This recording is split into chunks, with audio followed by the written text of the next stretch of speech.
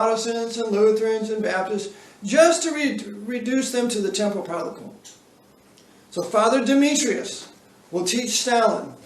And by the way, when they go to purge the Russian Orthodox Church, when Stalin comes to power, guess who he doesn't kill? Father Demetrius. Father Demetrius goes on, he dies in 1942, 43, something like that, well after the purges of the 30s. Okay?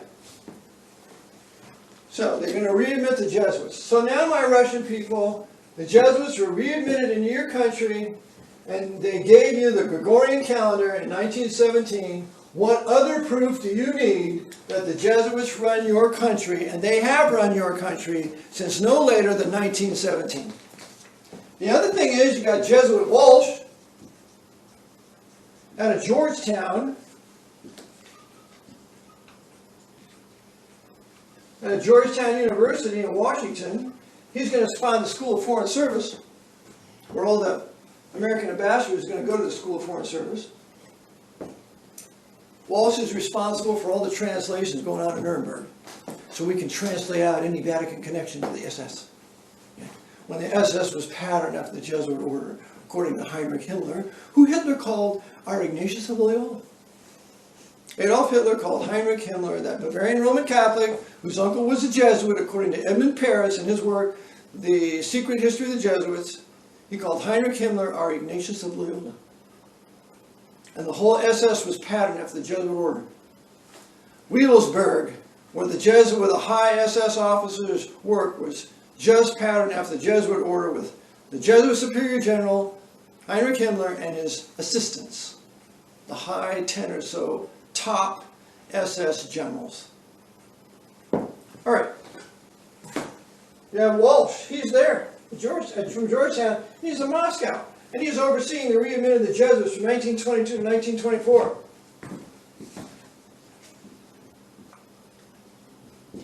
And he's setting the government up there.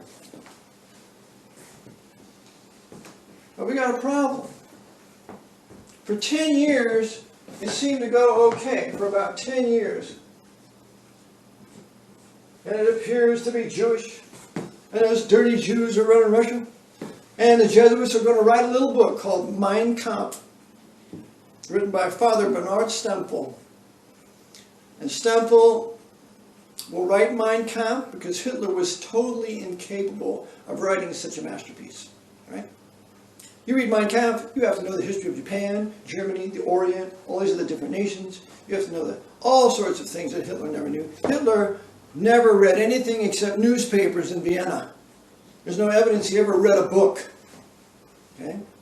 So, and if we're going to believe what we see on Reformation.org, Hitler was the illegitimate bastard son of Queen Victoria. But I don't know about that, but it's quite possible. Because Hitler was a British agent. You got to read Greg Hallett's work. Hitler was a British agent where they helped to bring him to power, kept him in power throughout the duration of the war. And the king that abdicated would be the secret liaison between the British government and Adolf Hitler for the entire duration of the war. And he would have his American prostitute of a wife, the divorcee, I forget what her name is, Edward VIII. Edward VIII resigned, and he took his American wife, and they would be the liaison between the British and Adolf Hitler.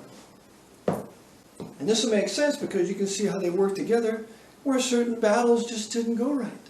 I mean, would you like to tell me why Hitler's high command ordered his panzers to stop attacking the British Expeditionary Force in 1940?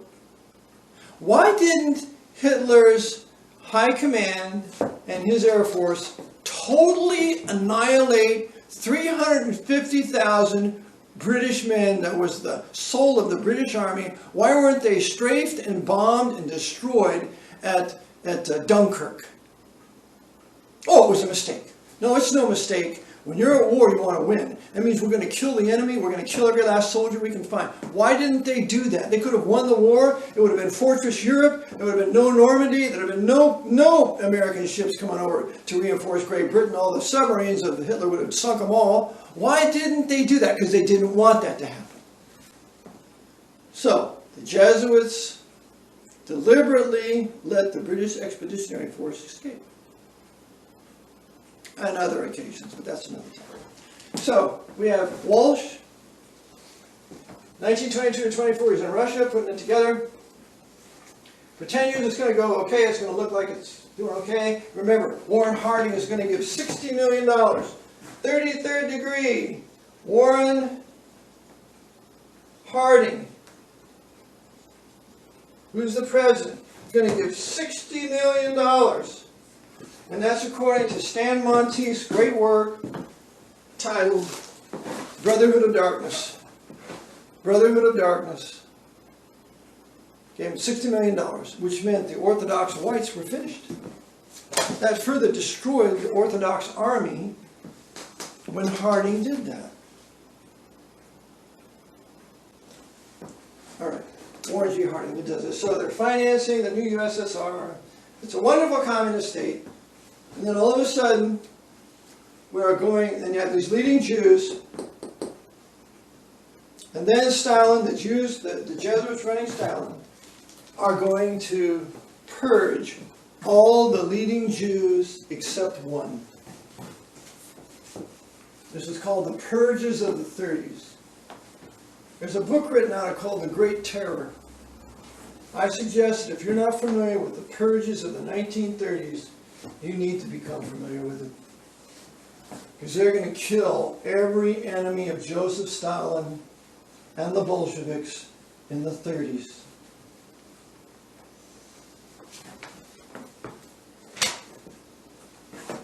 And so all the leading Jews, it comes to the 1930s, 1933 about, that's when FDR becomes a commander-in-chief, and we're given a military government in D.C.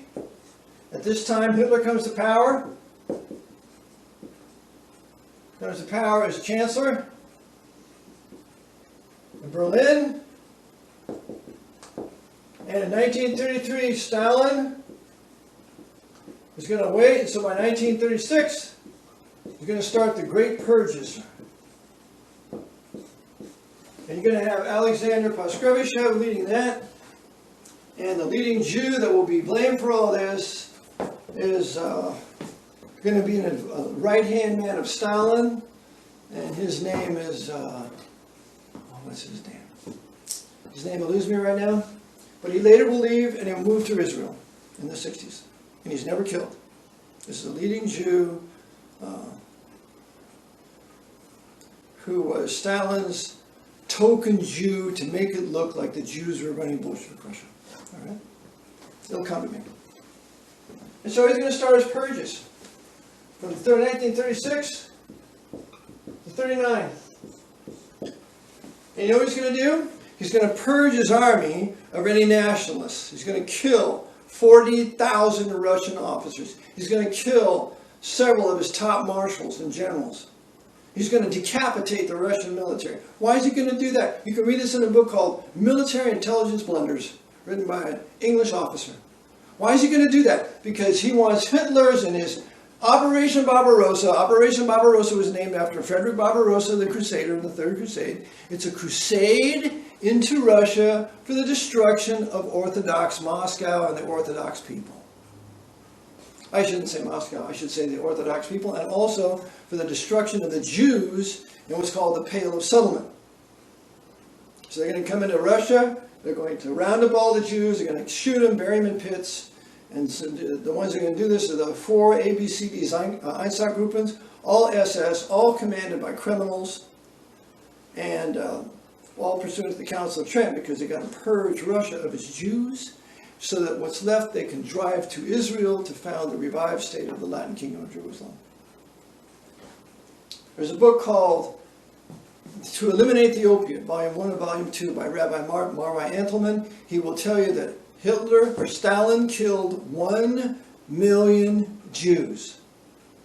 Don't tell me that he didn't hate the Jews. Don't tell me that he didn't participate in it. And another book that will further prove this is called Bloodlands. The land separating where Hitler's armies were and Russia's, and it was a no man's land, and the Russian army refused to allow Jews to run to Russia for protection. They would kill them or send them back to occupied Nazi Europe. Get the book, Bloodlands. All right, so you're going to have the purges here, 1936 to 39. And guess what we hear in America? Nothing. The Roman Catholic Jesuit press in this country doesn't say, my God, Stalin has his purges going on in Russia. If you want to read about these purges, read a book called Coming Out of the Ice by Victor Herman. Coming Out of the Ice by Victor Herman. He was an American Jew that went over to Russia, sent by Henry for the Ford Motor Company to help build Gorky. And Stalin turns around in these purges and he kills every American that was brought over to Russia to work in Gorky. But Victor Herman manages to escape. And Kennedy engages on a spy exchange to get Victor Herman back in the early 1960s. And Victor Herman wrote his great work called Coming Out of the Ice. He also wrote another book called The Gray People, but it's a very, very sordid, sexually explicit book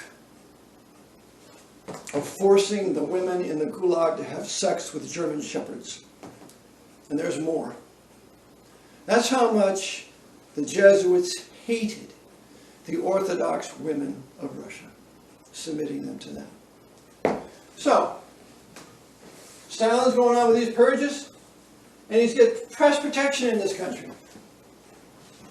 And now what happens? Well, the Jesuits now are ready to slam dunk Russia. We're going to get them in a huge war. And so, we have a pact entered into with Hitler, 1939, called the Molotov-Ribbentrop Pact,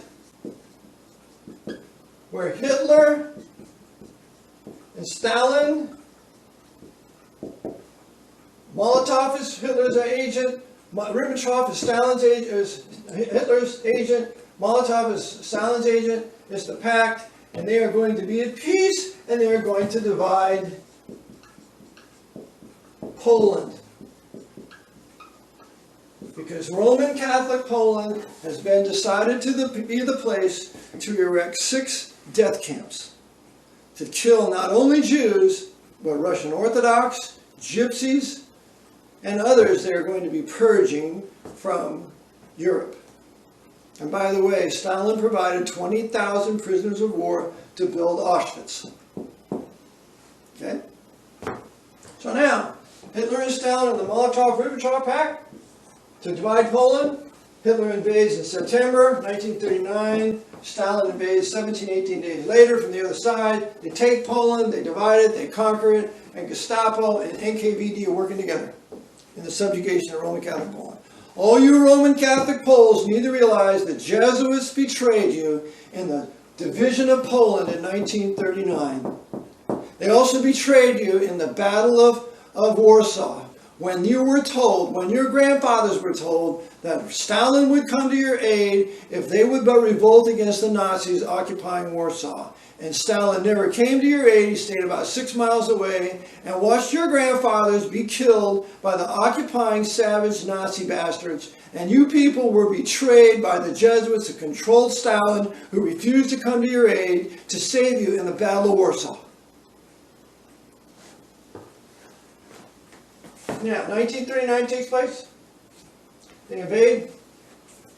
They divided Poland. They started erecting the death camps. Auschwitz is put into motion in 1941. And so, the death camps are ready. Now what we can do is we can invade. So in 1941, you're going to have Hitler invades USSR. In the face of this pact right here, he's breaking the pact. Just as Stalin wanted him to. Hitler and Stalin are working together. Just like Biden and Putin are working together. Just as Trump and Putin were working together. They're all intelligence ops. The intelligence agencies put these political men in power, and you're not getting in power without the intelligence communities permitting you or helping you there. It's not happening. because the Vatican controls the intelligence community. The Vatican controls NSA. Who's that guy that escaped, went to Russia? What's his name? That kid went to Russia. Snowden. Snowden. Mr. Snowden, Putin works for the Vatican just like Bush does, just like Biden does, just like Trump did, just like Obama did.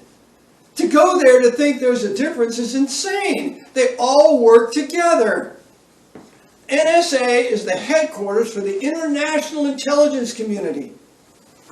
And the Vatican runs NSA. If you go into NSA headquarters, you see the eagle clutching a silver key, and it's in the shape of an equilateral triangle, which is Masonic and papal. Now, what's the silver key mean? On NSA website, it will tell you that the silver key means the power of Peter to bind and loose. Yeah, that's the temporal power of the Pope. The silver key.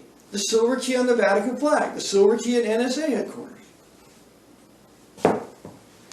Remember, in the Kennedy assassination, there was an Italian Roman Catholic who was the deputy director of the NSA. His name was Louis Tordello, and he was the one that orchestrated everything in NSA to facilitate and help carry out the Kennedy assassination. Good old, faithful, good old Italian Catholic. All right, going on here now. 1941, Hitler invades USSR. Oh, and by the way, it's in that book, Military Intelligence Blunders, by that English officer, that he said Stalin was giving grain and fuel to the 3 million man Nazi army up until the day before they invaded. Why? That's a big mistake, isn't it? That's a mistake. Stalin made a mistake. They called him Koba. Koba's wrong. That's right. He would have his tantrums and fits and order people to be killed. His high command were deathly afraid of him. They should have killed him. As soon as he gave all that stuff to the Nazis, you're betraying Mother Russia. If he doesn't kill you, I will, Koba. Man of steel, he's a punk. Joseph Stalin was one of the biggest punks who ever lived. And traitors to the Russian people. All right, so Hitler invades USSR. Oh, and by the way, any Russian spy that went and told Stalin, Hitler's planning on invading you, you know what Stalin did? He had them killed. He ordered their execution. After he had decapitated the officers of his Red Army to enable the Nazi army to get in easier to do the Jewish roundups, to send them to the camps, Babi Yar and all those other places. Stalin facilitated that. And one other thing. What's going on here? Well, in 1941, we have another little interesting thing called Lend-Lease. Lend-Lease, where FDR, a fornicating, damnable rascal, the fornicating, damnable rascal FDR, 32nd degree Freemason, because he didn't have TB, tuberculosis. He had syphilis. That's why he was in a chair. He was all syphilised up. He probably got it from some prostitute at Tammany Hall with a mafia. Anyway, he was a dirty, filthy, wicked man. And this FDR now is going to give, overseen by Jesuit Walsh out of Georgetown, he's going to give, I think it's $41 billion in Lend-Lease funds to England and Russia and other. You know how much Russia's going to get? Russia's going to get $11.2 billion. $11.2 billion. And they're sending locomotives, they're sending boots, they're sending uniforms, they're sending tanks, they're sending all of this to the USSR in 1941. And you know who negotiates this deal? Skull and Bones, Averell Harriman. Averell Harriman, Skull and Bones, who was really the secret advisor of Joseph Stalin for a while in USSR when he got sick. Averell Harriman would also become an advisor in the Kennedy administration. That demon-possessed man. Skull and Bones, Averell Harriman facilitated this. And by the way, not one penny has ever been repaid to us. It was no lend, it was no lease, it was giveaway. But it was wasn't a giveaway to you, dear Russian people. It was a giveaway to Jesuit Stalin to militarize your country. And then after the Nazis had come into your country and victimized your people on orders of Martin Bormann, because remember when the Germans came in Operation Barbarossa, when they invaded in 39, you know what happened? The Ukrainians and the others in Russia greeted the Nazi armies with bread and salt. They welcomed them because that savage in Moscow has been persecuting us. They murdered all the kulak farmers, 11 million of them. So finally, these people, these dear Slavic people in Ukraine and Russia think we're going to be liberated, only to be victimized by the German army and the SS when they came in there, to drive those Slavic people into the arms of their persecutor, Joseph Stalin. So they're being killed off by the Nazis, they're being killed off by Joseph Stalin. That shows you how much the Jesuits hate you Orthodox people. They hate your guts and will use armies for your mutual annihilation, like they're using the Ukrainians right now. There's a Jesuit priest advising that Ukrainian army. You see his picture. So this is what happens here. So we have socialist communist FDR of the socialist communist United States of America, run by the socialist communist Jesuit order, financing Stalin, given $11.2 billion to mechanize their whole war machine, to create this huge red machine to come in and destroy Protestant Prussia. Because the Jesuits wanted those filthy Lutheran Protestants destroyed. So we'll incite the hatred of the Russian people against the Germans, particularly the Prussians, and mass murder them, so that in 1946 Prussia ceases to exist. No more Lutheran Prussia. Gone. So, this is what happens. So Russia has been hijacked by the Jesuits and is being used for their purposes. Don't anybody ever tell me Putin is on the side of peace and the Russian people. He's a dirty, filthy, KGB murderous traitor with his little friend, Steven Seagal, over there, who decided to defect over to Russia because he sees this place is finished. He doesn't have the courage enough to stand up and tell you who's doing it, because he was working for the Jesuits his entire time in Hollywood, making all of his Aikido movies. He's no Aikido warrior. Aikido warriors stand in the face of overwhelming, outnumbering, and do their fighting with courage. Steven Seagal never did that. He's a traitor and a coward. All right, so now, this happens. Everybody with me so far? Mm-hmm. Oh, you're going to like this one too. Stalin wants the Orthodox people to fight in the Red Army, but they don't want to do it. So you know what he does? He restores the Patriarch in 1941. By restoring the Patriarch in 1941, why then the Patriarch is now already on the side of the Jesuits, and now he can encourage the people to fight for Stalin, when he knows very good and well that the Jesuits are running Stalin to the detriment of the Orthodox people. But that's okay. We got the Jesuit Gregorian calendar now. And we got these Jesuits in Moscow, right? And we got a patriot that's loyal to them. So it's going to look like everything's restored. Oh no, everything's not restored. The Orthodox Church is totally in the hands of the Jesuit order, like the Roman Catholic Church is, like all your Protestant church are, like your Southern Baptist Church is. They're all totally in the hands of the Jesuit order, either directly by Jesuits or by Freemasons. And Putin is a Freemason, just like Trump. Just like Z of Red China. They're all brother Freemasons. Because it's the Masonic order the Jesuits use to rule the countries. Okay?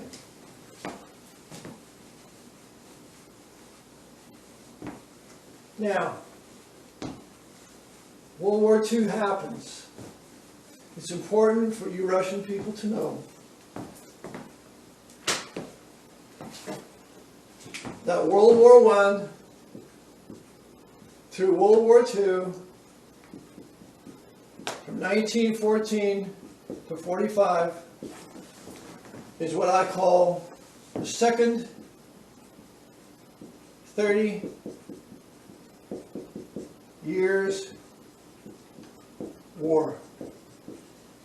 for the total destruction of Lutheran Germany and for other purposes. At the end of World War I, that's the end of the Protestant Second Reich, founded in Prussia. Kaiser Wilhelm II was a traitor. If you read in the book called The Kaiser's Memoirs, he tells you that Pope Leo XIII said to him, Kaiser, you must be the sword of the church. You must be the sword of the church.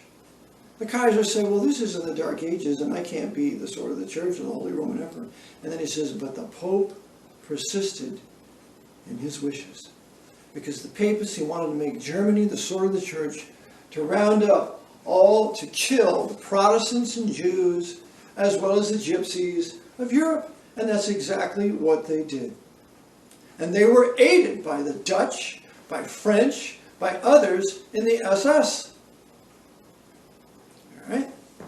So they were the sword of the church in Europe. Well, what's going on here? In the Second 30 Years' War, in between World War I and World War II, you got the Bolshevik Revolution here in 1917. You got the Spanish Civil War here going there because Spain had expelled the Jesuits in 1932. So now we're going to kill as many Spaniards as we need to kill using Generalissimo Franco to bring Spain back under subordination of Poland. And we're going to call the whole Spanish Civil War a communist revolution. Not hardly. They had what was called the Abraham Lincoln Brigade. They had a black American master sergeant, his name was Carter, who helped the Spanish Republicans fight Franco. And by the way, that Carter, Sergeant Carter, was given a Medal of Honor posthumously. Okay. So, we're going to have the Bolshevik Revolution, we're going to have the Spanish Civil War, then we're going to start out World War II in 1939. From 1939 to 45, we're going to have the end of the Second 30 Years' War. And at the end of this, you have Russia, or USSR, is in a shambles. Russia has lost 60 million people or more. Read the book, The Black Book of Communism. He tells you there that at least 100 million people were killed by communism in the 20th century. It's Jesuitism. Communism, Jesuitism. Jesuits even spoke about having these massive wars in the book called The Jesuit Conspiracy by Avid, written in 1848. First written down in 1826. All right. So Russia is in shambles. Do you think Russia was a threat to America in 1945? Do you? We had a huge industrial complex, the largest in the world, making the carriers and the destroyers and the airplanes and the tanks and all the weapons and the munitions. Everybody went to war in this country. It was a whole war effort. The women were in the factories.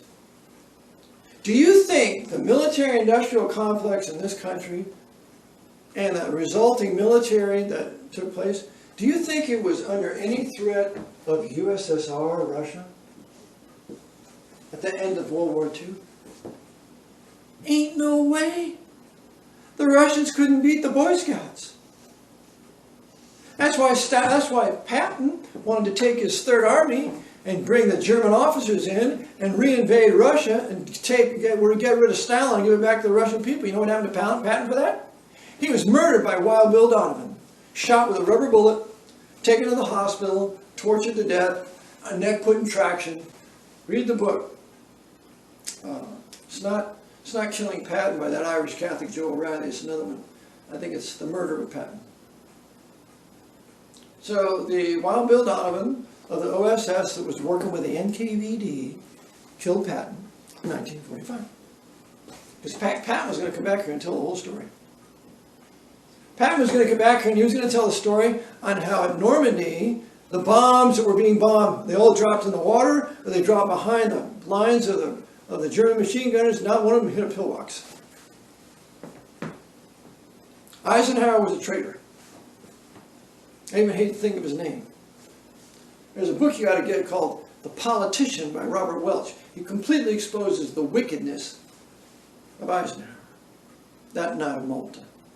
made president by Francis Cardinal Spellman. And also Eisenhower supposedly wrote a book, which I don't think he wrote, called Crusade in Europe. So, Russia is in a shambles. 60 million people die, at least.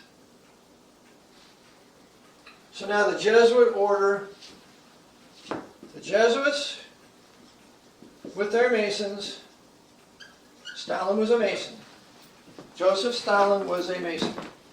It's in this book right here, Deadly Deception by Jim Shaw.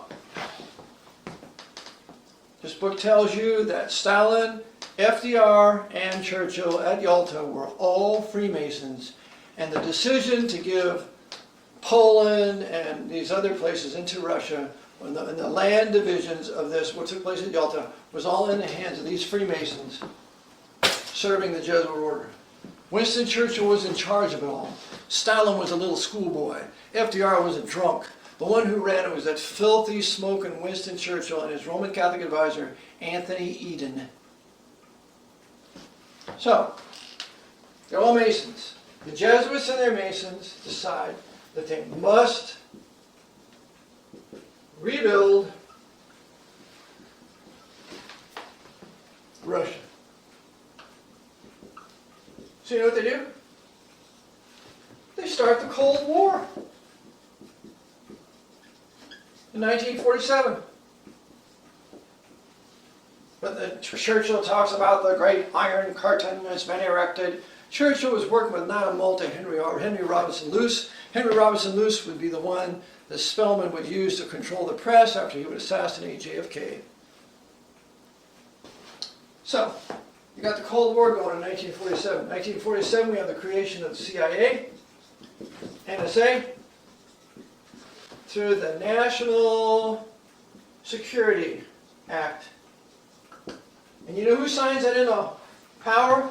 33rd degree, Dirty Harry Truman. I had a Japanese friend who was a missionary to Japan. His name was Daniel Fuji. And I heard him preach one time. And I asked about the lunch, my brother and I. And he said, you come, you hear me preach. He said, I'll tell you the truth about MacArthur. All of us in Japan, we love MacArthur. Who's MacArthur that comes to Japan? He has no gun, and he's in a car that rides in Japan when he's not armed. Who is this? We all crowded together with our umbrellas together because we didn't want any assassin to shoot MacArthur.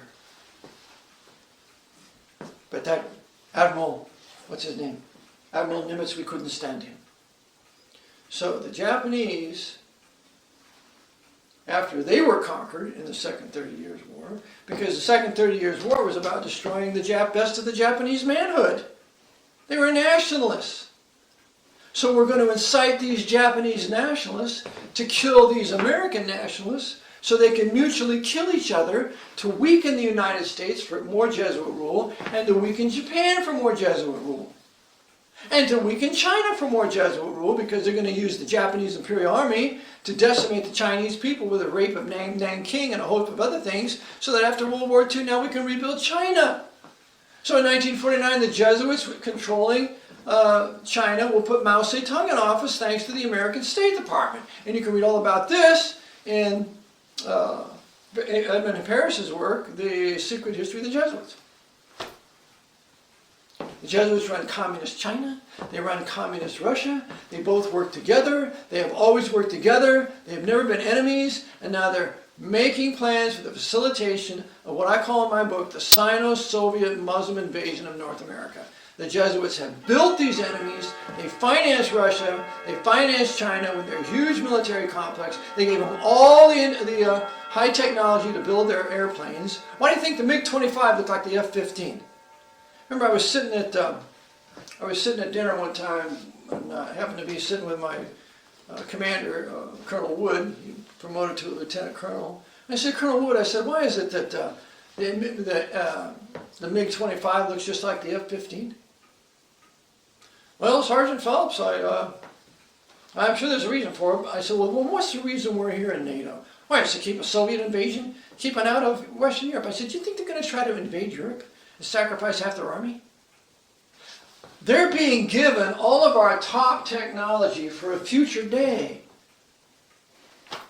The Kama River Truck Factory, you Russian people, the Kama River Truck Factory was financed in 1973, Import-Export Bank of this country, overseen by would be the head of the CIA, William J. Casey, who was trained by Jesuits at Fordham. They built you a whole Kama River Truck Factory.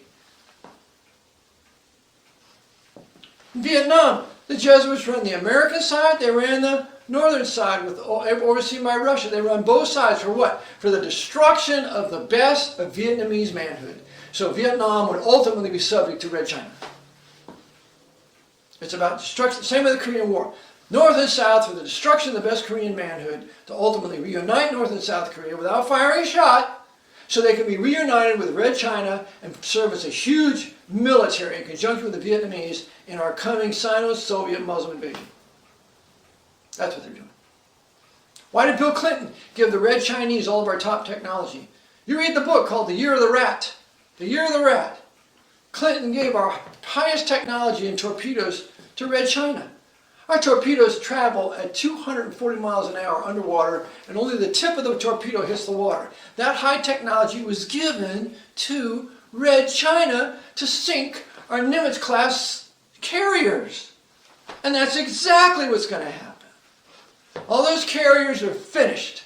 They're going to be scuttled. They're going to be sacrificed by the Joint Chiefs of Staff in Washington. It's like Hitler's high command sacrifices German troops in the East in Russia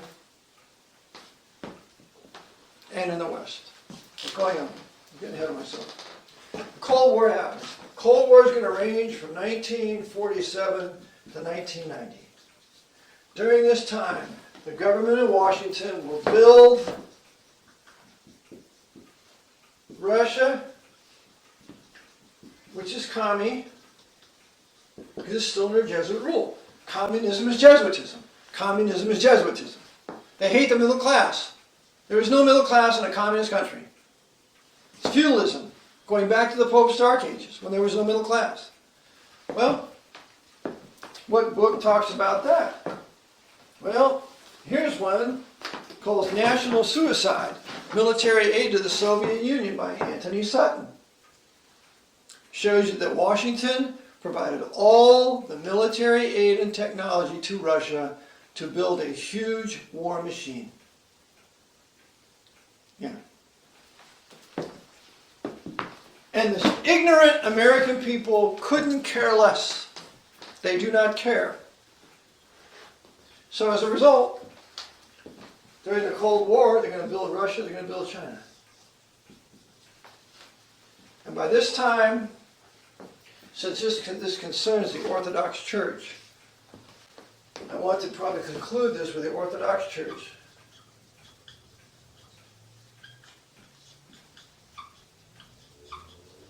But the Orthodox Church is completely in the hands of the Jesuits, except for the little faction that is Old Calendar. And the Jesuits hate you Old Calendar Orthodox more than you can dream, because it's a reminder of what the Orthodox Church used to be, the enemy of the papacy, as of Vatican I in 1870, up to 1917 with the Bolshevik Revolution. Okay? So what's my encouragement? My encouragement is this. You Orthodox people need to get back to the real Bible. You need to get back to your Byzantine Greek text as translated into the Russian language. That's the Bible. That means you got to get rid of this perverted Westcott and Hort Greek text, this Jerome's Latin Vulgate Greek text, pro-Jerome's Latin Vulgate. You got to get back to the real Bible. And you got to preach it. And what that means is you got to preach against Rome. You got to show that Rome has been the font of all your troubles and bloodshed and poverty and starvation and everything you could possibly imagine for the last 100 years. Don't you think it's time for a change? Yeah, I'm for change. I'm for going back to the way it used to be. Why don't you Orthodox go back to the way it used to be? And you know what? I would venture to say there are some Protestants and there are some Baptists that would help you. So, in conclusion, This is where the Russian Orthodox Church need to go. You need to return, get out of the National Council, World Council of Church, get back to the Reformation Bible, start preaching in the truth, start preaching nationalism in your Russia, and start exposing the papacy as your great enemy. And watch the Lord, and don't persecute the Jews. Watch the Lord begin to bless your country like He would like to. Okay, I want to thank you. I'm Brother Eric John Phillips. I brought this to you. I'm not sure how long this went, but this is a general overview, and I can be contacted at rbpbchurch@comcast.net. You can contact me by email there, and hopefully we'll be able to talk. Hopefully there'll be some repentance and faith. So until maybe next time, Lord bless you.